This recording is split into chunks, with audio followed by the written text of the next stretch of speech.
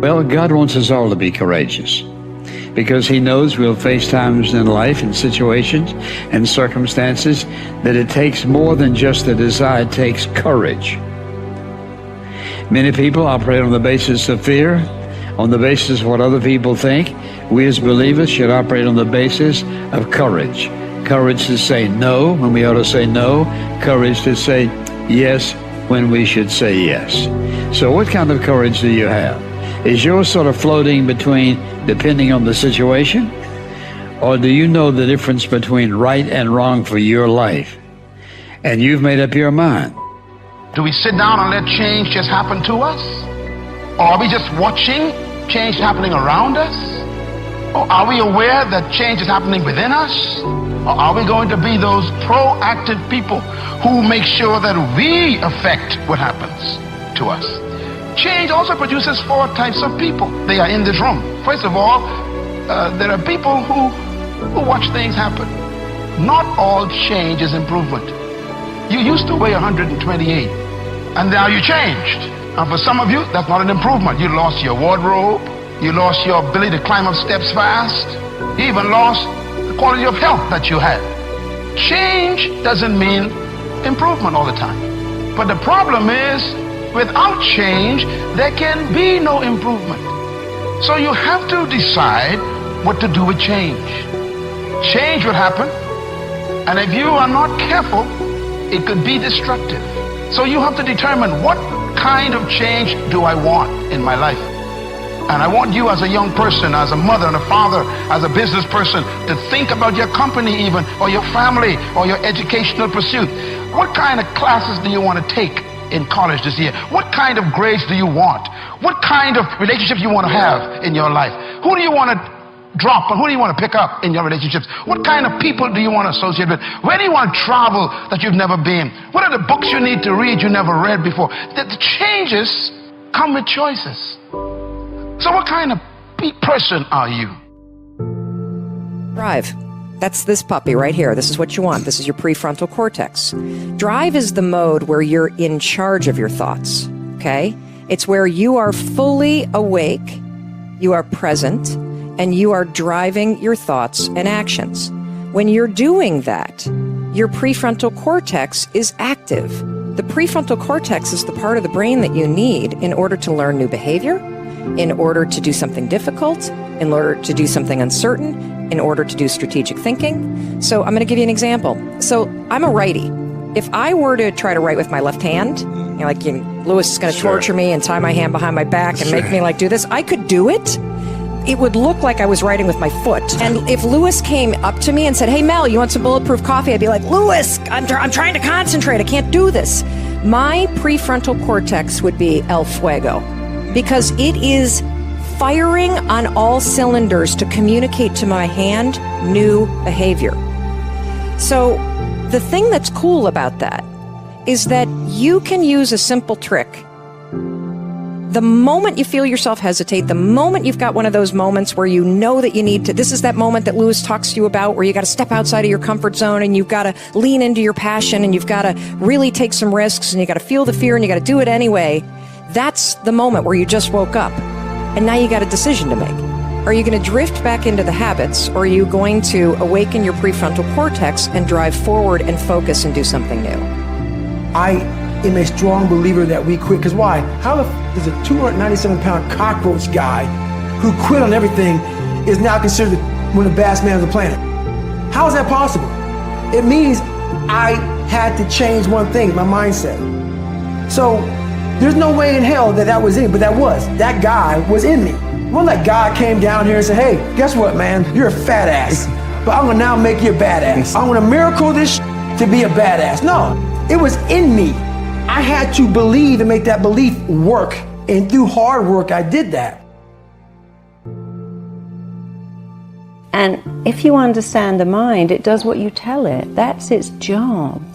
And if you tell it better stuff, you have an amazing life. And if you tell it mediocre stuff, you have a mediocre life. I want you to think about this goal that you want. I want you to envision it and see it in your mind's eye. And every day say to yourself that it's possible.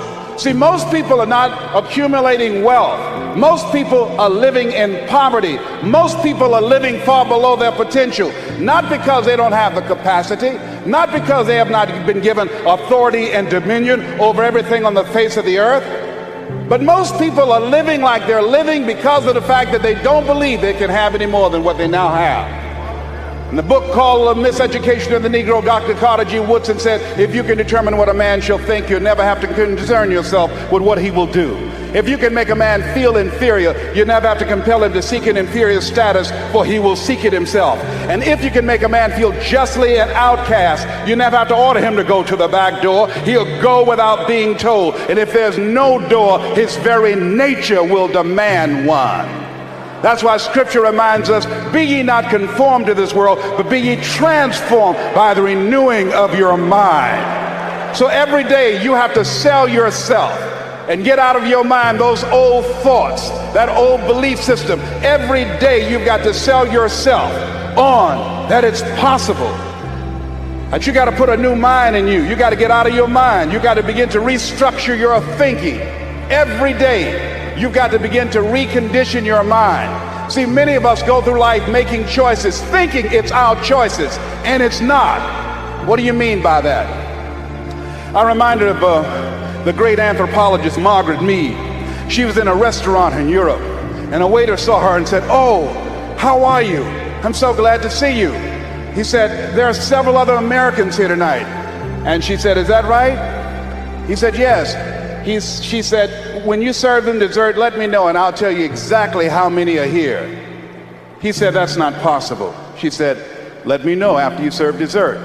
When he served dessert, he came back and he told her. She got up, she walked around, and she looked and she observed, and she said, "You have exactly 65 Americans here." He checked the guest list and he was amazed. He said, "How did you know that?" She said, "Because in Europe, when you eat a slice of pie or cake, you eat it from the back toward the tip. In America, when we eat a slice of pie or cake, we eat it from the tip toward the back." How many of you, when you eat a slice of pie or cake, you eat it from the tip toward the back? Raise your hands, please. Good. Now, what else is in your mind? What else are you doing unconsciously that you don't even know? I'm going to say something and I want you to answer it after it. I want you to end it for me. Winston tastes good like what? How many of you don't even smoke Winston but know it? Raise your hands, please. Now, that commercial been off the air for 30 years. 30 years. See, let me share something with you. The easiest thing I've ever done was to earn $1 million. The most difficult thing I've ever done was to believe it could happen to me.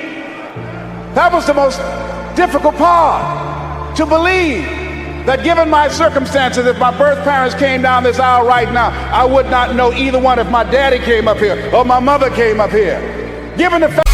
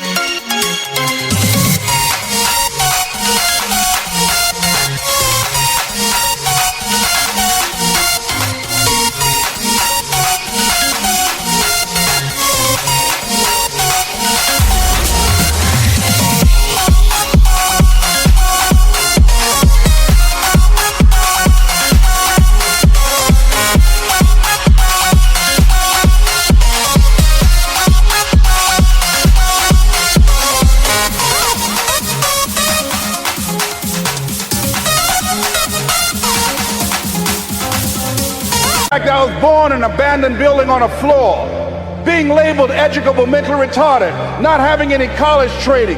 I used to feel all my life that people who had college degrees were more intelligent than me.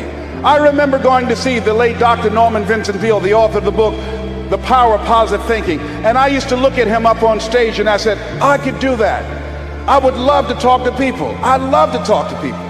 And I said, I could do that. But then when I started going back to my car, my mental conditioning activated itself. And it said, Les Brown, you can't do that. You don't have a college education.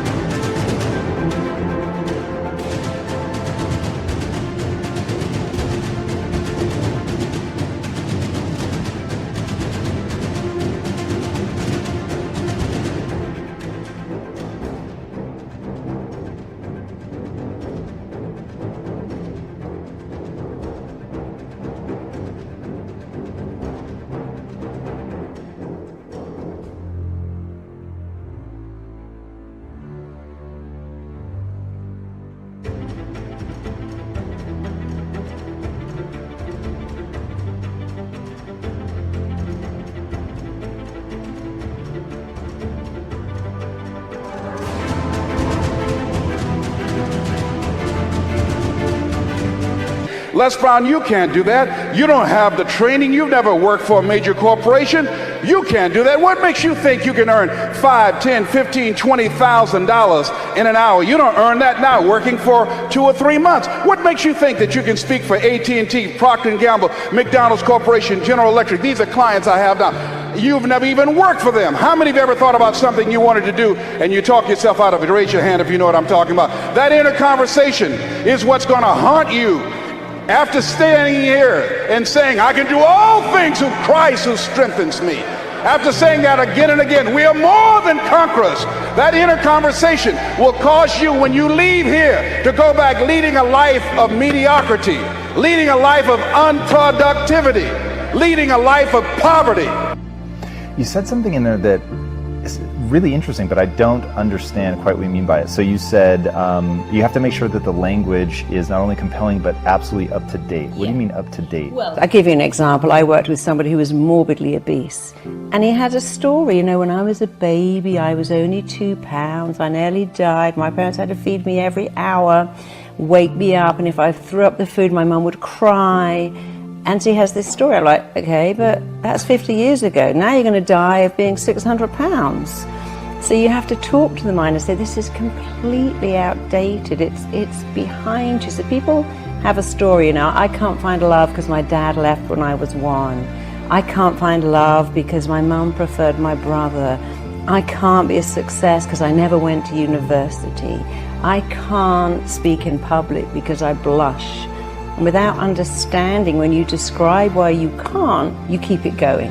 If you keep talking about the symptom, your mind keeps it alive, because whatever you focus on, you get more of. And so a lot of people have language that's completely irrelevant. Like, yes, I know your dad left when you was 1. I know your mother put you up into foster care and didn't love you, but that's then. This is now. And so they have outdated stories, outdated language. I can't do that because the classic one I heard, oh my God, my boyfriend just ripped out my heart, stamped all over it, killed me, and if I find love again, it will kill me. I'm like, darling, he got bored, and you would have got bored too if you'd stuck around. And that was your starter relationship. Go and find a better one with someone amazing. Everything he loved in you, you didn't take it home with him, it's still there. So don't use that irrelevant, I found love and it killed me when it ended. So I found love, the wrong person, but I'm going to find it again with the right person. It's going to be amazing and compelling. He's going to fall in love with my soul. We're going to be together forever. Because you got to turn your mind on, and it loves exciting words, dramatic words. Really loves words that make a picture. So if I said to you, you can be the most phenomenal, powerful, awesome, incredible speaker. When you speak on stage, everyone stops to listen. You could hear a pin drop. They look at you. They hear what you're saying. They like you. The mind goes, oh, I like this. I know where I'm going here. But when you go, I'm not bad at speaking. Sometimes I'm quite good. Occasionally, I really get it right. The mind goes, what are you talking about? That's not dramatic enough for me. Yeah, I'm a huge believer in the power of self-talk, and that the way that you talk to yourself is going to have a profound impact on how you move forward and like you said, getting excited and using big language. I'm way on board with that.